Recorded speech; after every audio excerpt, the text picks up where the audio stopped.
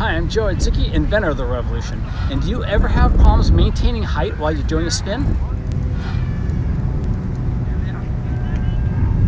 We're going to solve this problem, and by the end of this video, with a little practice, you too can be a revolution spin master. There are two aspects to maintaining the height while you're in a spin. The first one is by tilting your rev, you can generate lift. Remember, the lift is perpendicular to that sail.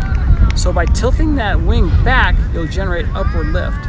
This works in all directions. So if you're inverted, by tilting those tips towards you, that will generate more lift up. It even works sideways. By tilting that top wing towards you, you'll generate lift up.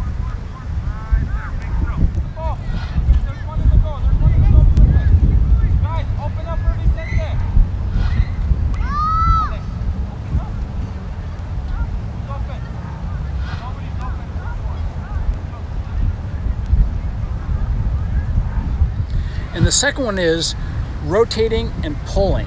Remember, the angle of the kite makes a difference to the lift. So if you don't rotate before pulling, you won't generate a lot of lift.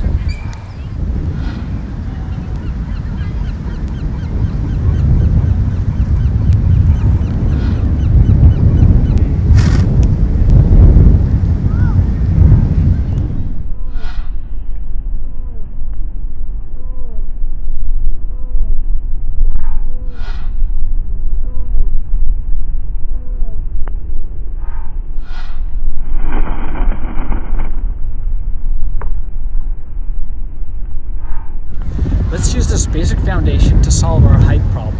Technique number one, give a little tug to generate upward momentum just before your spin. This will keep your altitude during the spin.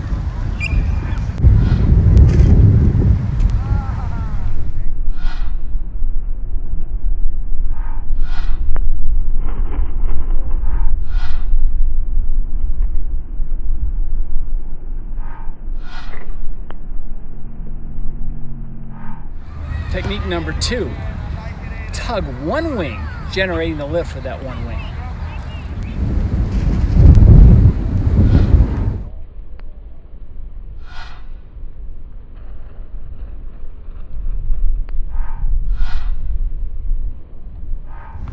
Did you see what happened on that one? We maintained the height, but we ended up sliding off to the side. So that's one of the problems with this technique, is when you pull, you cause an off-center spin. The way to fix that is to, after the pull, quickly get your hands back together, and that will maintain your spin on center. For a more advanced approach, practice pumping the wing as it climbs up to the 9 o'clock point. So for example, as your wing is spinning, right here, pump. As it comes around again, pump. This is what it looks like.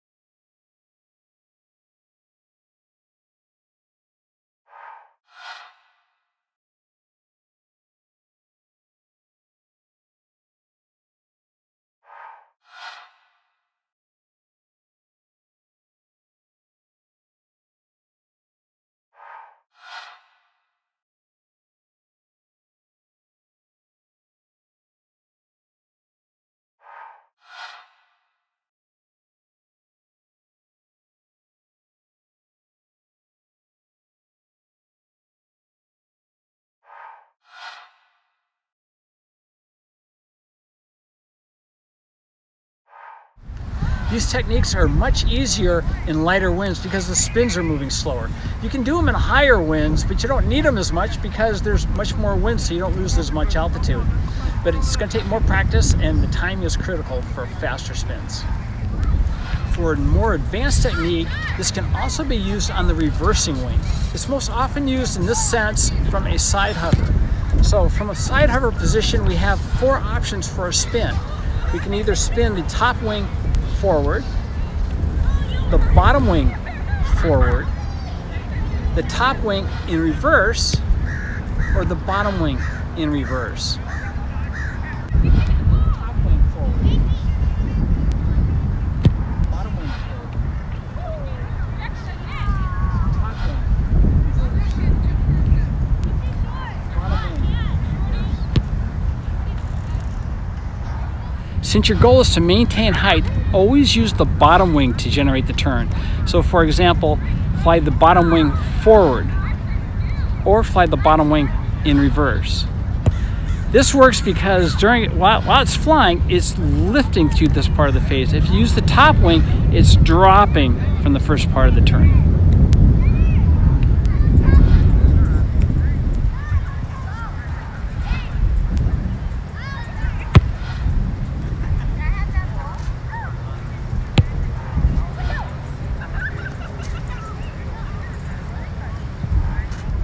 From a side hover, this pulling technique gives you 3 advantages. Number 1, it generates lift through that 9 o'clock position.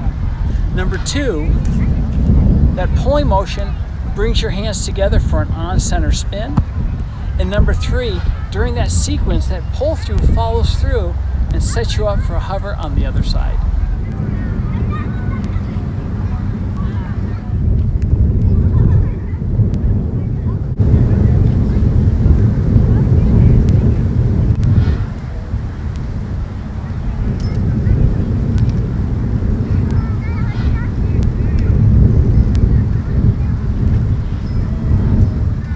For an even more advanced version of this, we can accelerate each wing as it climbs through the 9 o'clock position.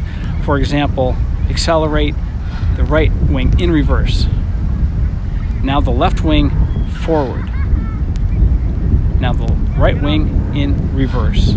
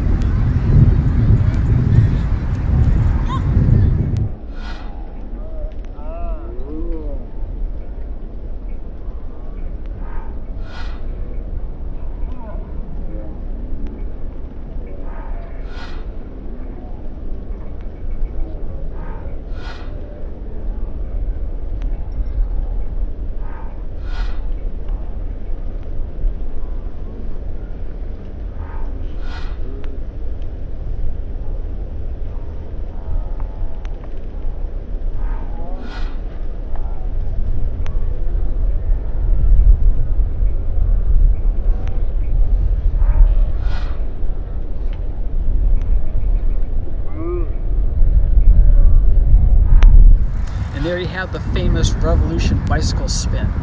Come check us out at revkites.com. Join us at Club 38 and push your skill set to the next level. It's free with your Rev purchase.